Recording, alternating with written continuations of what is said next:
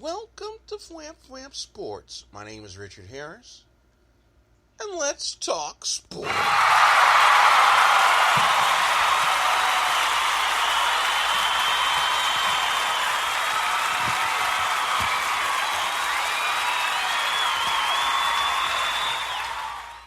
Welcome to Flamp Flamp Sports. My name is Richard Harris.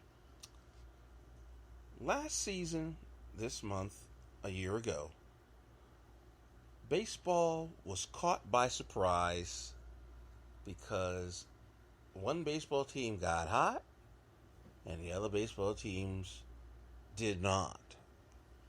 One team was running away with the division and all of a sudden ran into a brick wall, only to be caught by a second place team that went all the way to the World Series.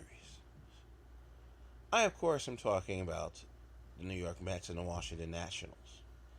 The Nationals last year were killing it. Harper was the runaway MVP. Scherzer was throwing no-hitters. In fact, he no-hit the Mets the last game of the season. Zimmerman even threw a no-hitter as well. And then, funny thing happened on the way. Mets got hot.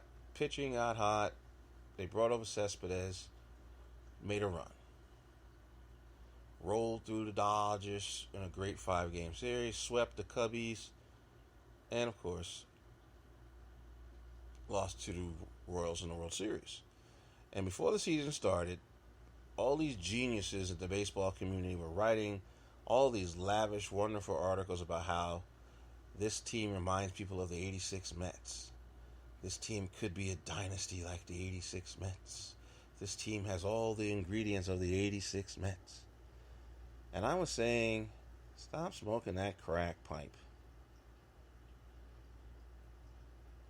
And the reason why I was saying that is the 86 Mets and this current team had a lot of young players who were just finding themselves out, and particularly young pitching.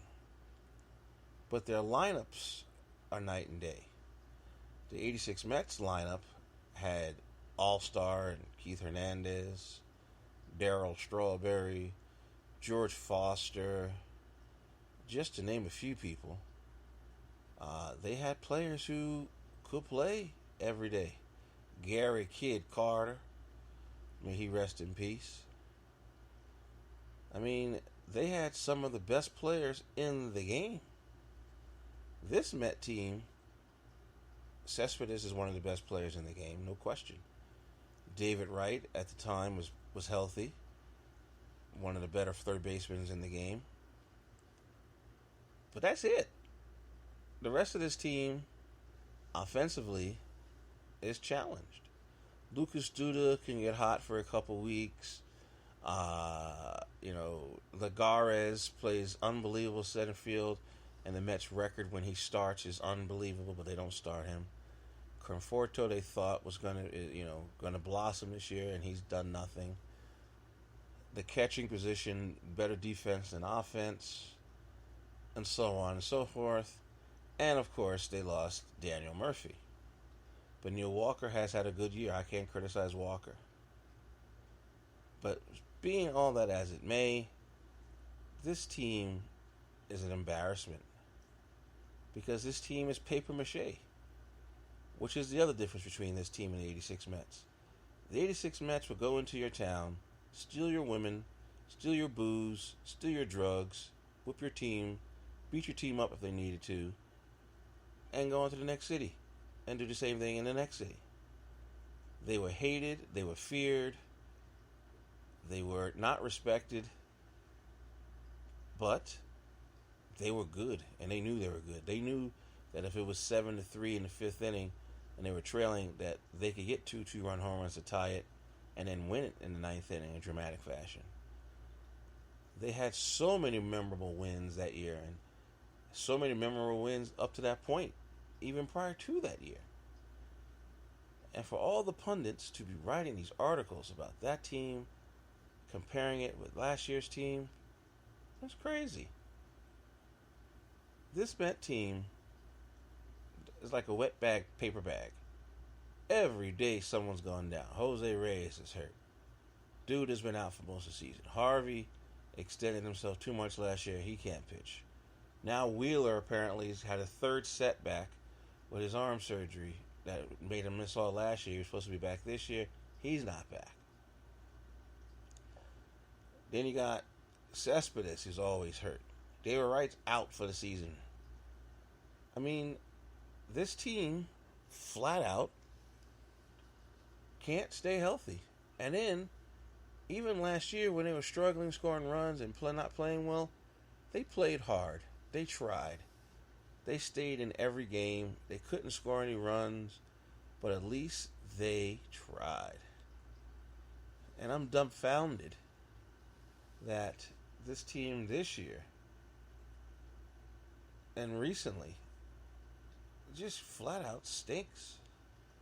Flat out stink. I mean, they look lost. Syndergaard yesterday, lost. Verrett tonight getting lit up, lost. Only pitcher on this team worth his salt is 85 years old. And that's Cologne. DeGrom hasn't pitched well. I mean, Syndergaard's got an under 3 earned run average, and he should be with more wins. Doesn't have, only he's got 9. Matz is a 500 pitcher, but he's still learning. He didn't really get all the tests and all the experience that those guys did last year because he was only allowed to pitch really 5 innings. But comparing them to the 86 Mets?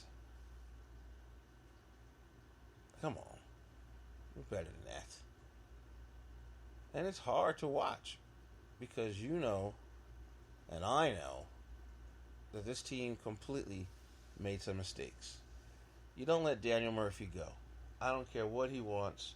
This guy last year carried you in the postseason and you let him go? Really? And what has he done since? He's only got 7, 8 home runs against the Mets since the season started. And right now, he and Bryant are the MVPs of the National League. Terry Collins deserves better. And hopefully, in these next 50 or 47 games, they can show some life. Because they're not too far out of the wild card. Only 4 games out of the wild card. But the reality is, you know, sometimes it's good to let people be who they are. It's good to watch games and say, this team is this team. You know, don't compare the dream like the USA basketball team. Stop trying to compare them to the Michael Jordan Dream Team or the Kobe Bryant led Dream Teams. Let them be who they are, and if they get the same result by getting us a gold medal, then accept it. The 86 Mets won the World Series. The 86 Mets won 108 games. So, let's stop the hyperbole, the high praise, and let's just see how they finish. They got way too much young talent to make Terry Collins look this bad. And Terry Collins said it's his fault. He owned up to saying that he puts the lineup out there, he puts the pitchers out there, and they just flat out stink. Ever since Familia's streak ended, the Mets have just fallen apart. They had a bit of a magic streak going on, but then Familia got his save streak broken, and they have not been the same team since. Baseball is a grind. It's 162 games. Cities all over America are playing. Weather could be hot, could be cold, could be windy, could be dry, could be rainy. But the bottom line is, people pay a lot of money for effort. Hopefully, these next 47 games, because tonight they're not giving an effort. They're down 7-2 last score I saw. They will show us the true grit that got them to the series last year. But that's just one man's opinion.